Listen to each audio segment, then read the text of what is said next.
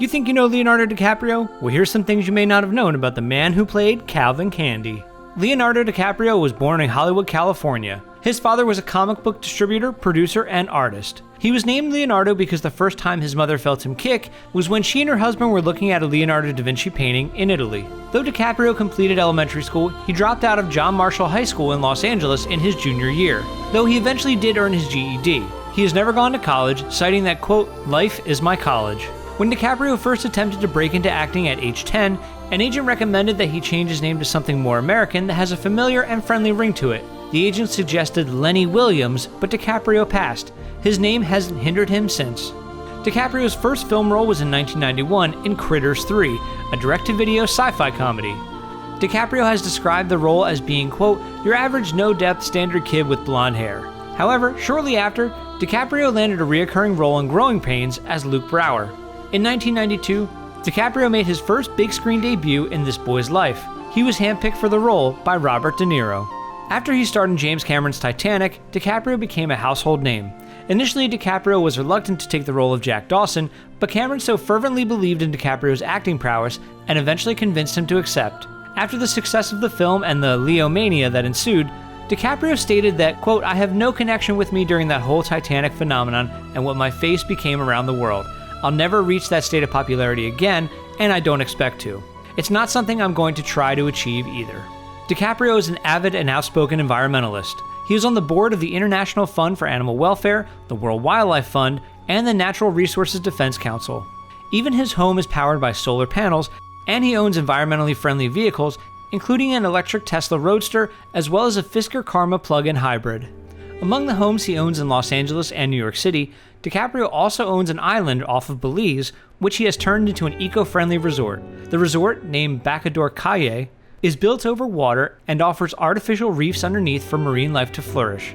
Additionally, there is a manatee conservation area, as well as a push to replant the mangrove trees that were cut down prior to DiCaprio's procuring of the land.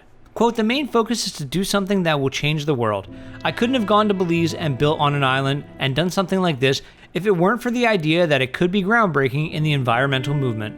Despite what the media might have suggested in the 1990s, DiCaprio is adamant about never having done drugs, stating, quote, "That's because I saw this stuff literally every day when I was 3 or 4 years old. I'd go to parties and it was there, and yeah, there's that temptation. It's incredibly vulnerable to be an actor and also get criticism at a young age when you're formulating who you are."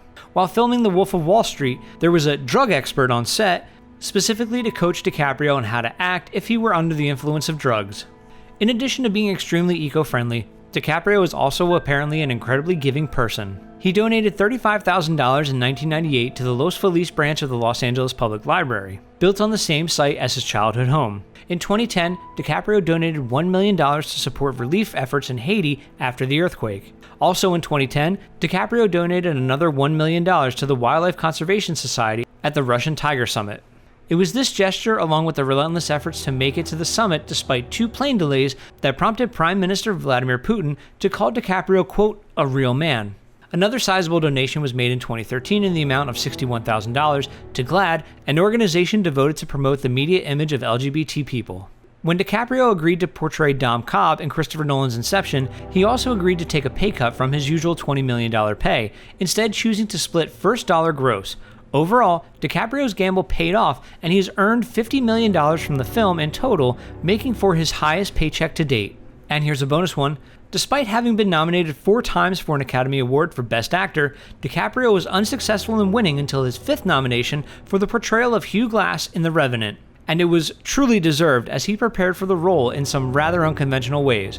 Quote, "Whether it was going in and out of frozen rivers, or sleeping in animal carcasses, or what I ate on set, I was enduring freezing cold and possible hypothermia constantly." The role also won him his 11th nomination and 3rd win at the Golden Globes for Best Actor.